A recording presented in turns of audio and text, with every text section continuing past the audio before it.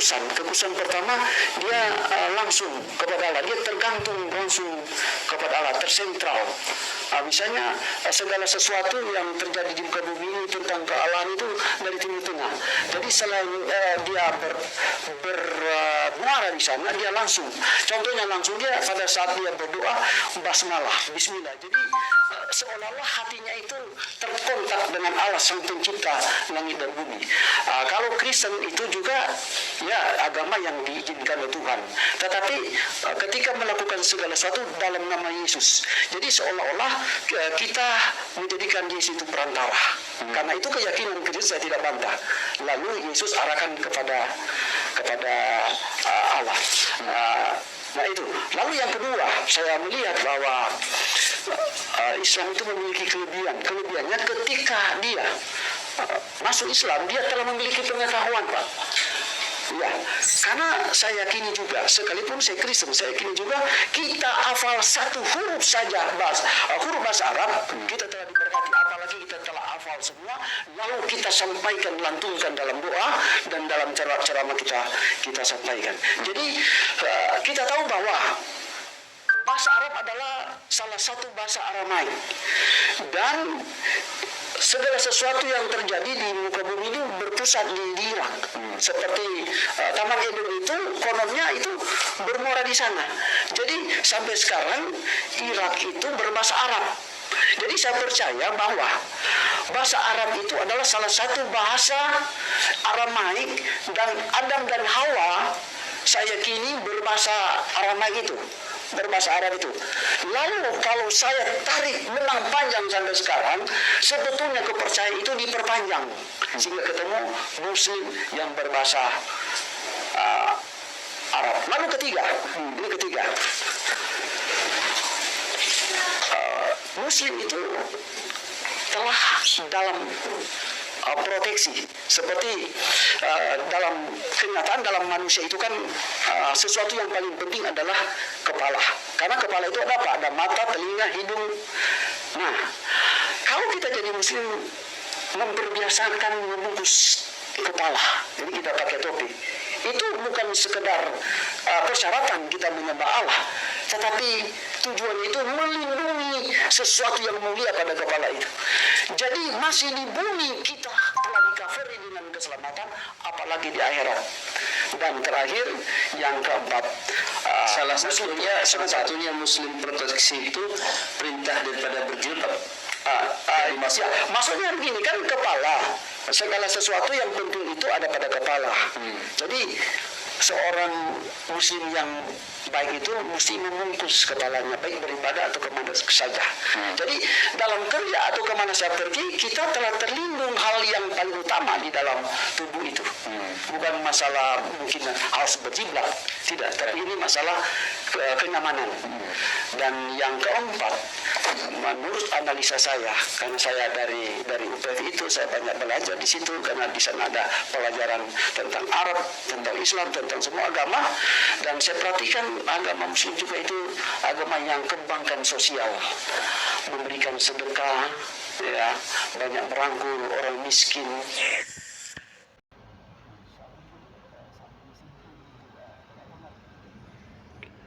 Baik, saya akan menanggapi pernyataan dan ungkapan Pak Dance Mumek pada waktu beliau diwawancarai. Dalam video ini dia masih berstatus sebagai seorang pendeta. Namun saya melihat bahwa Pak Dance Mumek adalah seorang pendeta yang punya konsep iman Kristen yang menyimpang, ya, pendeta yang konsep imannya menyimpang dari Alkitab, dari firman Allah. Ya, yang pertama kita bisa melihat dia bilang ada 4 hal yang menunjukkan kelebihan Islam.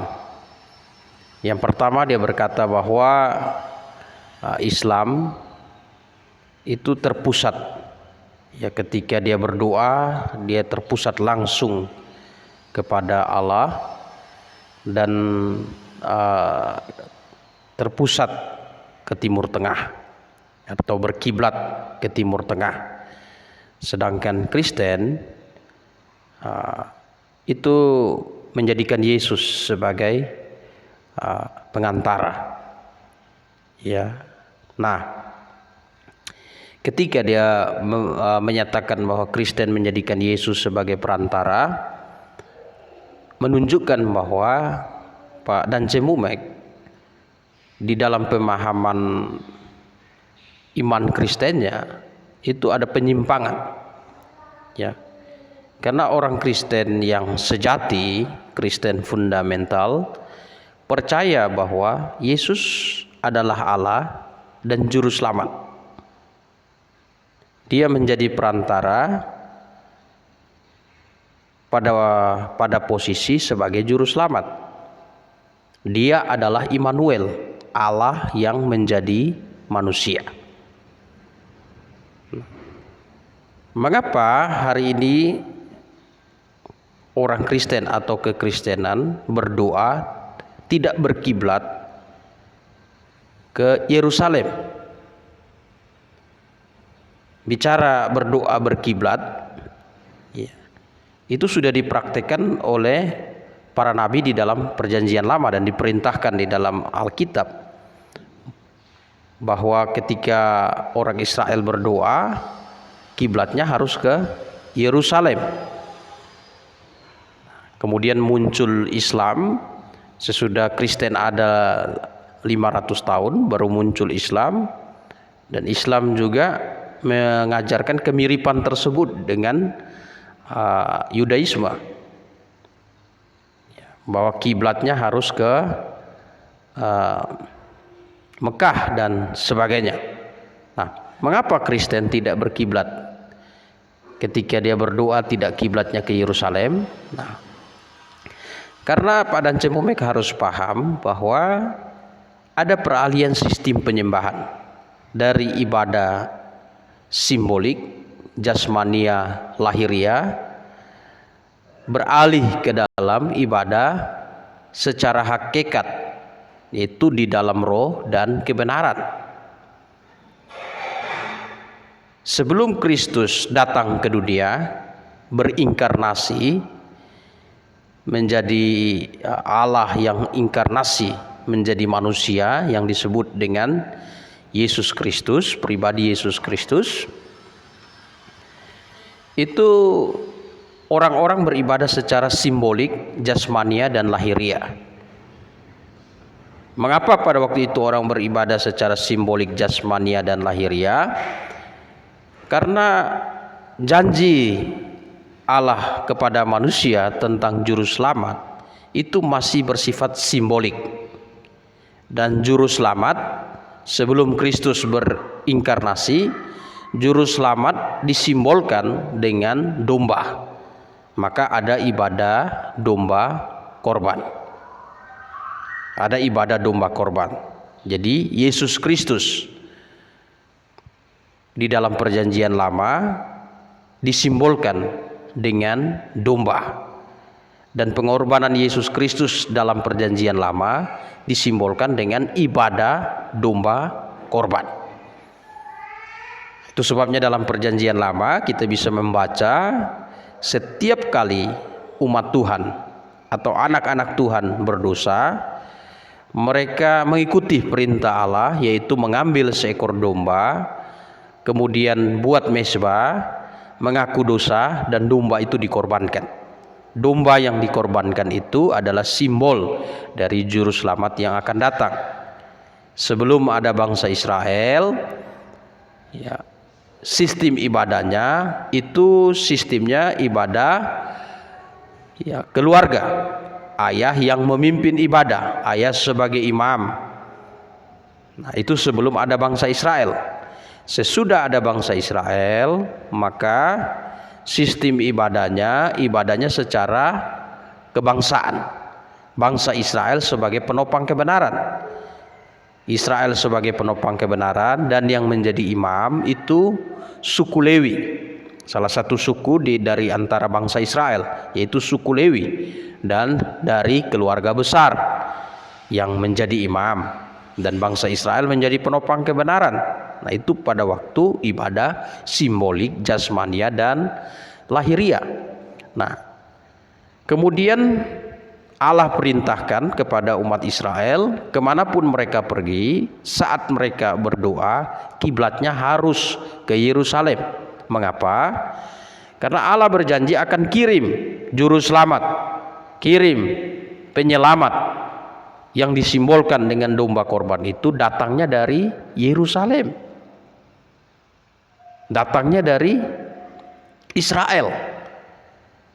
Nah, itu sebabnya sejak Yesus Kristus ada di dunia, sejak Yesus Kristus dilahirkan atau berinkarnasi, Allah yang berinkarnasi menjadi manusia hadir di dunia, dan sejak memulai pelayanannya, maka Allah lewat pernyataan Yohanes Pembaptis menyatakan bahwa ibadah simbolik jasmania dan lahiria diakhiri. Nah, itu bisa kita lihat bagaimana Yohanes Pembaptis, kita bisa buka Alkitab kita, menyatakan itu di dalam Injil Yohanes pasal 1. Coba kita lihat Yohanes pasal 1 ayat yang ke-29. Nah, ayat Yohanes pasal 1 ayat 29. Nah, pada keesokan harinya Yohanes melihat Yesus datang kepadanya, dan ia berkata, "Lihatlah anak domba Allah yang menghapus dosa dunia."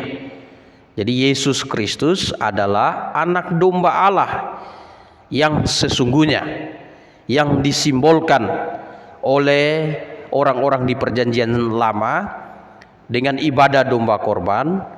Domba yang di perjanjian lama adalah simbol dari Yesus Kristus. Dan waktu Yesus Kristus datang kepada Yohanes, Yohanes menyatakan kepada dunia bahwa anak domba Allah yang sesungguhnya sudah datang, yaitu Yesus Kristus.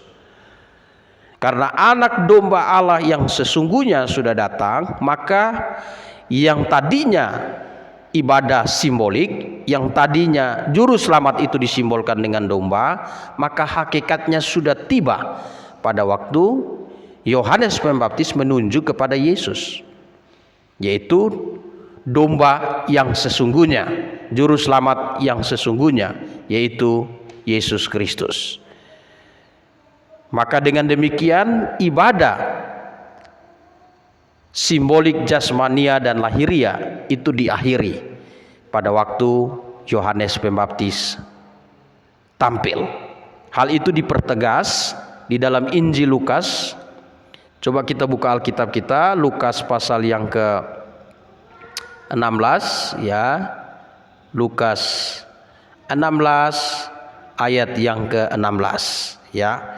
Lukas 16 ayat 16. Hukum Taurat dan kitab para nabi berlaku sampai kepada zaman Yohanes. Jadi hukum Taurat diberikan kepada umat Israel, menuntun umat Israel sampai kepada janji yang Allah berikan, yaitu janji mengirim juru selamat.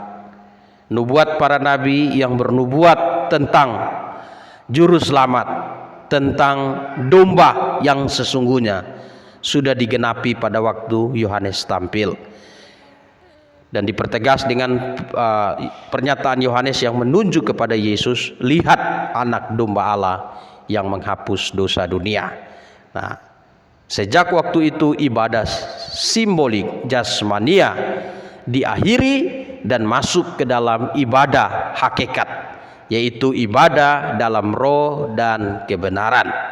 Hal ini dipertegas oleh Yesus Kristus sendiri melalui pernyataannya kepada perempuan Samaria di dalam Injil Yohanes pasal 4.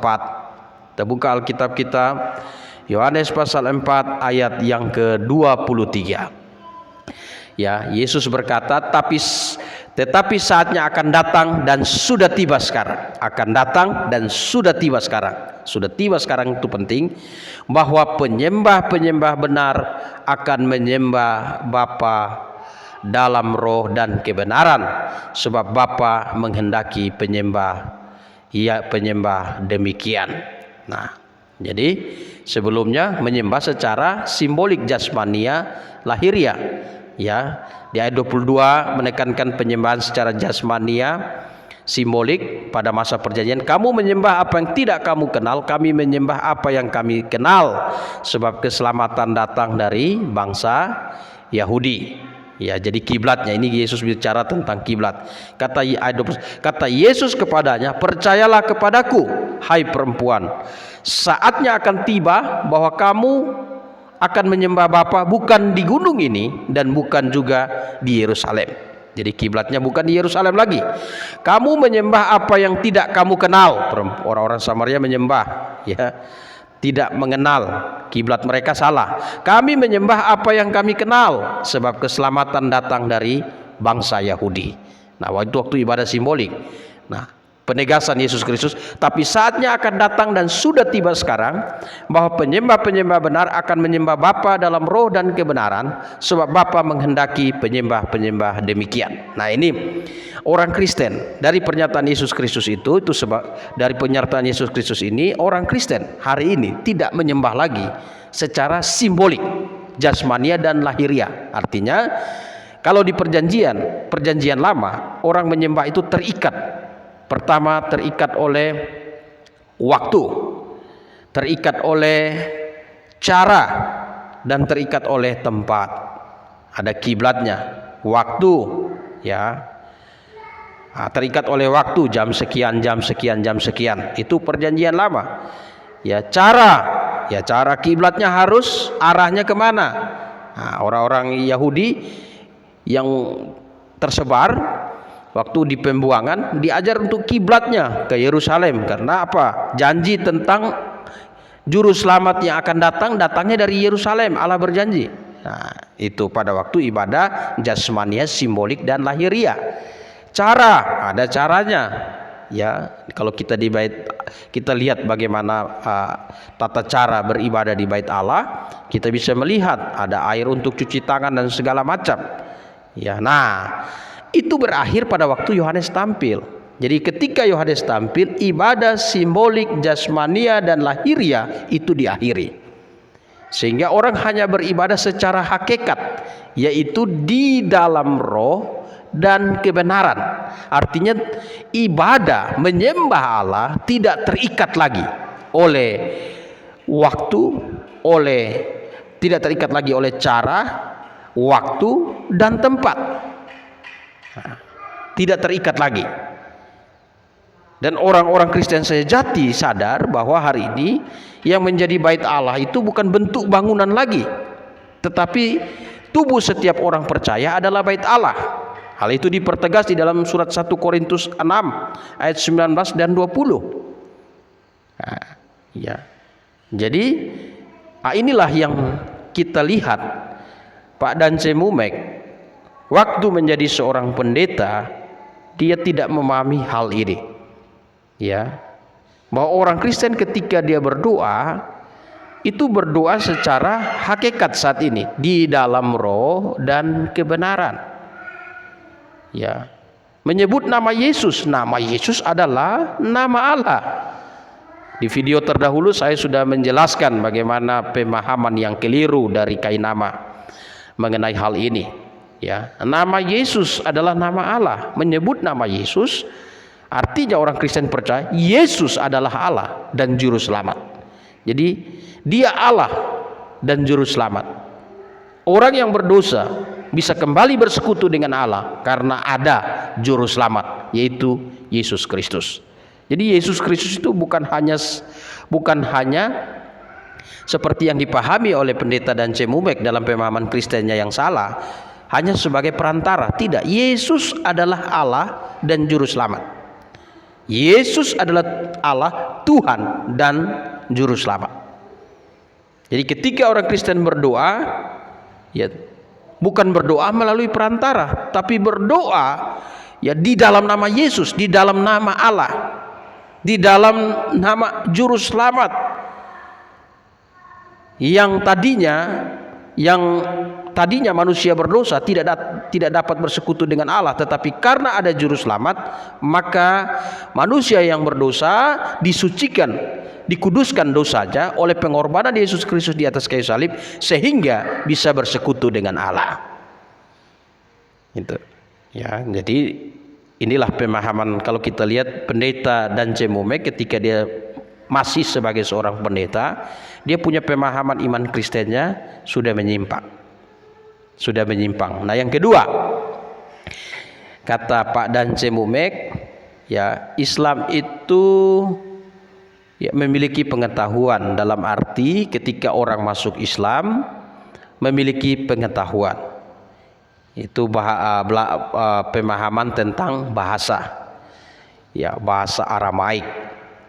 Nah, ya, dan dia berasumsi bahwa Adam itu berbahasa Arab. Nah, ya Adam berbahasa Arab dengan dasar asumsinya bahwa hari ini orang Irak berbahasa Arab. Nah, ini asumsi karena tidak melihat latar belakang sejarah dan arkeologi. Harus kita pahami bahwa memang posisi Taman Eden hari ini itu di sekitar wilayah Irak, ya bisa dikatakan begitu, ya Babilonia dan sekitarnya. Nah, itu di sekitar situ, ya. Namun kita juga perlu tahu bahwa ada peristiwa air bah, ya peristiwa air bah, dan sesudah air bah itu Bahtera Nuh itu terdampar di Bukit Ararat, dan itu posisinya di sekitar Turki.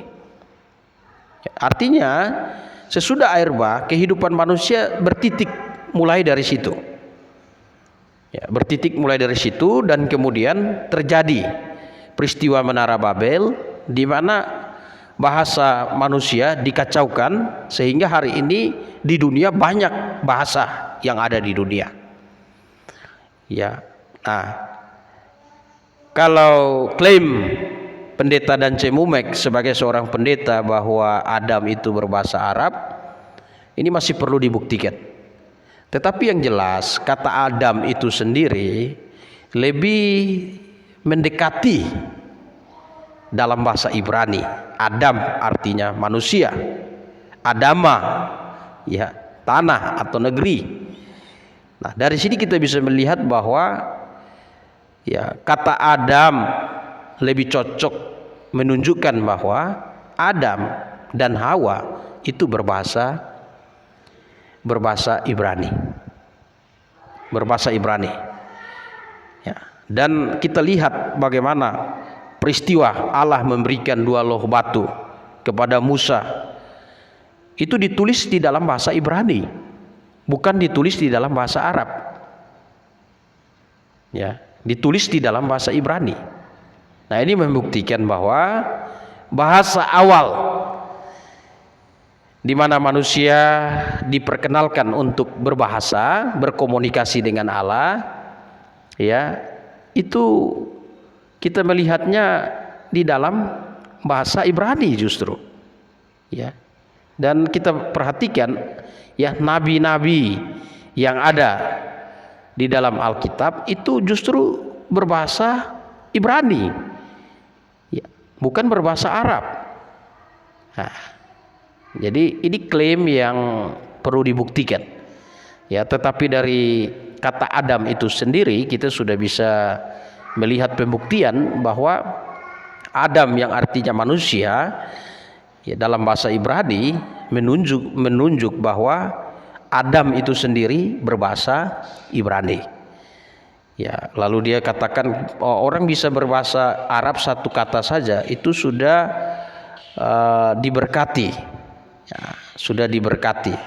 Nah, ini juga salah, ya, karena sebelum ada Muhammad dengan Islam, dengan Muslim, sebelum ada Muhammad dengan Muslim, Islam, ya, orang-orang Arab itu kalau kita lihat dalam latar belakang sejarahnya, ya, lebih didominasi oleh penyembah berhala. Nah, didominasi oleh penyembah berhala. Nah, itu bisa dilihat. Jadi, ini klaim yang artinya Pak Dance Mumek ketika dia sebagai seorang pendeta, dia sudah salah, ya, di dalam memahami iman Kristen. Ya, sudah salah memahami dalam iman Kristen. Semoga jemaat yang dipimpinnya atau orang-orang yang pernah mendengarkan khotbahnya tidak terpengaruh dengan konsep Pak Dance Mumek yang salah ini dan sadar untuk mengikuti pemahaman Kristen yang benar. Nah, lalu yang berikut, ya, yang berikut dia katakan bahwa Muslim itu mengajarkan proteksi, ya. Nah, jadi melindungi bagian kepala, membuktikan Islam itu mengajarkan proteksi. Nah, dengan harus bertopi dan sebagai macam. Kalau di dunia ini dilindungi, apalagi di akhirat, menurut Dance Mumek. Nah, itu waktu dia menjadi seorang pendeta, begitu kacaunya pemahaman dia. Ya, jadi dia berpikir bahwa Kristen tidak mengajarkan demikian. Nah, kita lihat begini, ya. Kepala adalah bagian yang paling penting, dan kita tahu bahwa rambut itu bagian yang penting juga. Ya, rambut itu bagian yang penting, dan rambut diberikan selain itu untuk, ya, menutupi kepala. Rambut itu juga menjadi pembeda antara laki-laki dan perempuan. Nah, di dalam kekristenan rambut itu adalah penudung, ya, penudung. Nah, bagi kaum perempuan, bagi iman Kristen, justru ketika seorang laki-laki berdoa dengan menggunakan tudung atau penutup kepala, itu menghina, ya, menghina dirinya sendiri. Kita bisa lihat itu di dalam 1 Korintus. Coba kita lihat 1 Korintus pasal 11. Ya, kita bisa lihat ayat yang keempat. Ya, 1 Korintus 11 ayat 4 dikatakan di situ, ya, tiap laki-laki yang berdoa atau bernubuat yang dengan kepala yang bertudung menghina kepalanya, ya. Jadi laki-laki itu membedakan laki-laki dan perempuan. Laki-laki harus berambut pendek dan perempuan harus berambut panjang. Jadi tiap-tiap laki-laki yang berdoa atau bernubuat dengan kepala bertudung menghina kepalanya. Nah, karena sudah dikasih rambut, ya, sudah dikasih rambut. Laki-laki rambut pendek. Nah, jadi ketika dia berdoa dengan menggunakan tudung di kepala, dia menghina. Nah, sedangkan rambut perempuan, rambut harus berambut panjang, karena rambut bagi perempuan itu adalah tudung. Makanya di dalam kekristenan perempuannya tidak ditekankan untuk bertudung atau berjilbab, ya, karena orang Kristen sudah sangat jelas bahwa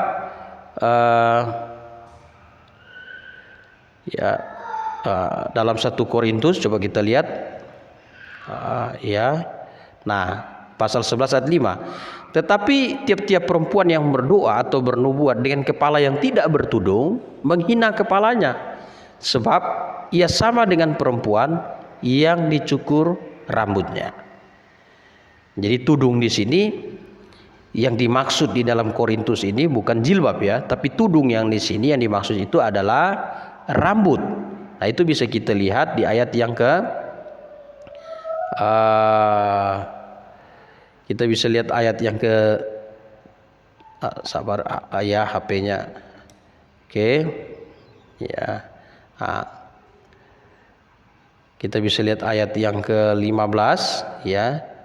Tetapi bahwa adalah kehormatan bagi perempuan jika ia berambut panjang, ya, sebab rambut diberikan kepada perempuan untuk menjadi penudung. Jadi rambut itu adalah penudung bagi perempuan. Jadi pada masa gereja mula-mula ada perempuan-perempuan yang tadinya mereka adalah penyembah berhala, yang mempersembahkan diri mereka menjadi pelacur bakti, dan itu ditandai dengan kepala yang harus dibotakin. Ketika mereka bertobat, percaya Yesus sebagai Tuhan dan juru selamat, percaya Yesus sebagai Tuhan dan juru selamat, waktu mereka berdoa, mereka harus memakai tudung, ya, karena kepala botak. Nah, ini ya. Nah, ini kemudian dia berkata Islam agama yang bersosial, memberi sedekah, membantu orang miskin dan lain-lain. Dan justru kekristenan mengajarkan hal itu. Lebih dari itu, kekristenan mengajarkan bahwa harus mengasihi musuh, berdoa untuk musuh, mengasihi dan berdoa. Jangan membalas kejahatan dengan kejahatan, tetapi balas kejahatan dengan kebaikan. Berdoalah untuk musuh-musuhmu. Ya, nah, dan kekristenan mengajarkan hal itu. Ya, saya mungkin dalam pemahaman yang salah oleh pendeta dan Cemume ketika menjadi seorang pendeta bahwa Kristen itu egois, tidak peduli, dan tidak salah. Baca di Alkitab, justru sangat peduli. Ya, gereja mula-mula sampai memilih diaken atau samas untuk mengurus masalah-masalah sosial. Nah, di dalam surat Timotius diajarkan bagaimana sikap orang Kristen dalam hidup sosial terhadap para janda, ya, terhadap anak-anak yatim piatu. Alkitab mengajarkan terhadap sesama, ya. Jadi mengajarkan hal itu. Jadi kita lihat di sini bahwa saya ingin menyampaikan bahwa Pak Dance Mumek ketika masih seorang pendeta pun dia sudah memiliki penyimpangan iman Kristen yang benar. Ya, penyimpangan iman Kristen yang benar. Dia kemungkinan pendeta yang belum memahami kebenaran Alkitab secara benar dan tepat. Ya. Dan itu bisa dipastikan bahwa dia belum memahami itu dari penyampaiannya. Ya, yang saya tonton bagaimana penyampaiannya kepada Pak Kainama, ya, penyampaian terhadap Kainama. Nah, ini tanggapan saya terhadap Pak Dance Mumek. Jadi orang-orang Kristen, mari kita menjadi Kristen yang sejati, Kristen yang tidak gampang diombang-ambingkan oleh berbagai rupa-rupa pengajaran, Kristen yang menyimpang, terutama pendeta-pendeta yang pemahamannya menyimpang seperti Pak Dance Mumek. Demikian dari saya, Gembala Dance Suat, Maranatha.